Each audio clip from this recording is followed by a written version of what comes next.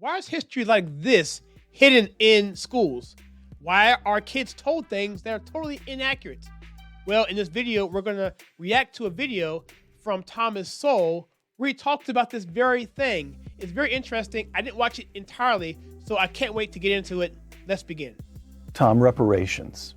We began by talking about disparate impact, the idea that discrimination is so deeply embedded in the American experience that it can take place even in the absence of an intention to discriminate. So this argument, which is that there's some basic flaw or sin that's still with us, comes up in the case for reparations. Longish quotation, but it sets something up. Okay, so let me just get started here. He's giving me a long introduction here, and I'm going to break in here.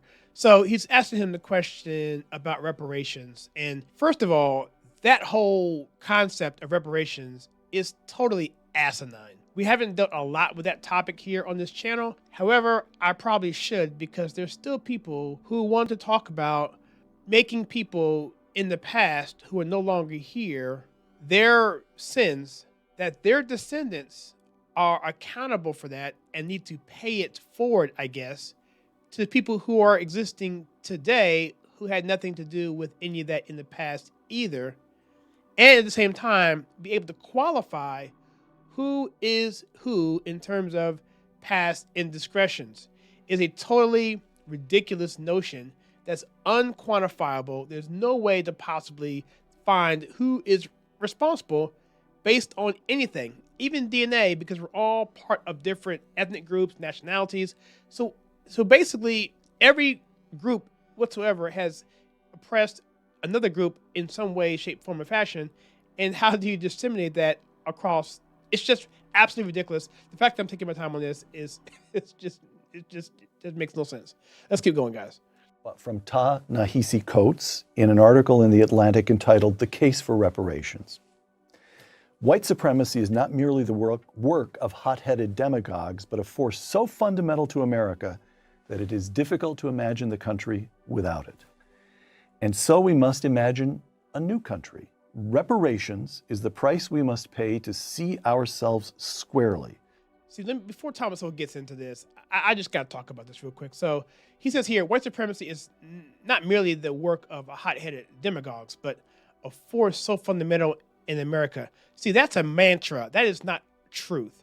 He's just making stuff up. If I say, the fact that the sky is orange is an atrocity, and we must do something to make sure that the sky can no longer be orange and go back to the color of blue like it's supposed to be. And we must pay it forward. We must take money from people to make sure we can have the technologies to make sure that the sky goes back to its original color of blue, but it's blue right now.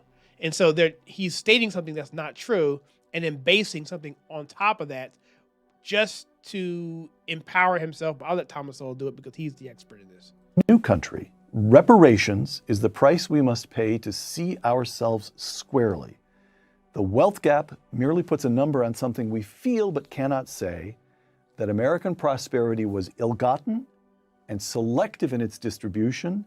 What I'm talking about is more than recompense for past injustices. What I'm talking about is a national reckoning that would lead to spiritual renewal, close quote. And Tom Sowell makes what of that? Well, it tells me that I've made the right decision not to read the Atlantic for decades. Slavery is a very big subject. I have in my home an entire bookcase of books about slavery in various parts of the world and various times of history.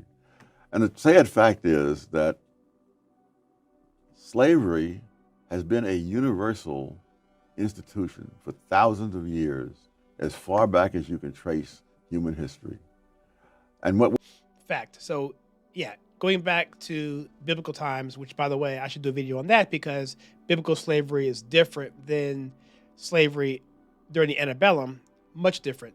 During the antebellum, that was man stealing, and that was something that the Bible was strictly against. That was something, slavery that is, was used as a social order in order to be able to support people who couldn't support themselves. And it was a valid thing, and people were not stolen from their place of origin. They were voluntarily going into a system of servitude so they could pay off debts and whatever. They were too poor to do something, whatever. That was the way society was. So that is the difference here. And so this whole thing about the notion that slavery is unique to America and to Europe is just absolutely ridiculous, as Thomas Sowell is getting into.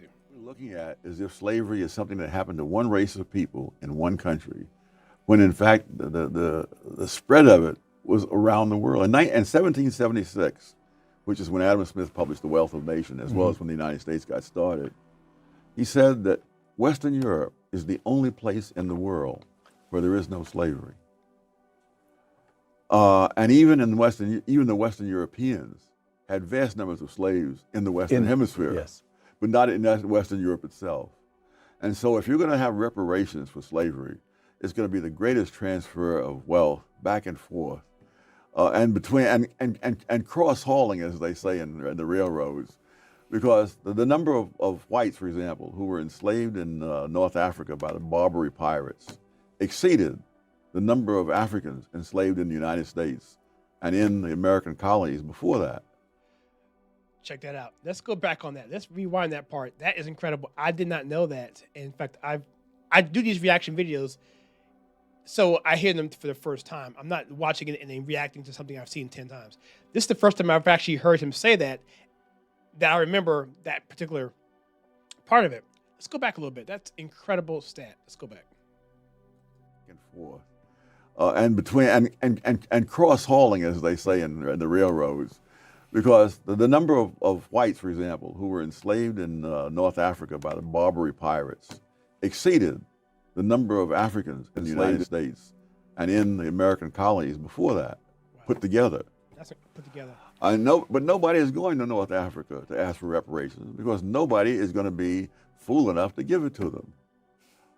Here we have intellectuals who can imagine a different history from the rest of the world, even though it's so similar to the rest of the world. So there you go. The sky is orange, and we got to change it, guys. Come on. The sky is orange. We must fix the sky. You know, that's a very, very powerful point, and I did not realize that it was that amount.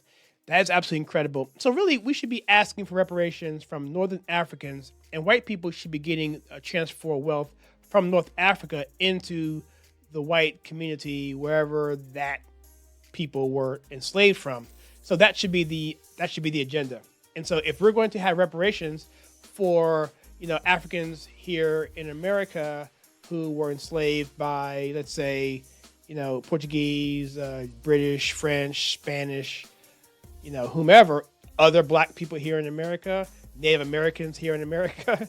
So, all right, so if we're going to do that, then we need to have the exact same thing, if not more, over in North Africa where the Barbary pirates enslaved many white people. So, to me, it sounds like a wash. More on this because this is a big subject, but this is the ludicrousy that we have here in society, and this is why we're here to break these narratives, because wokeness is actually a cultural sin, and we need to break it.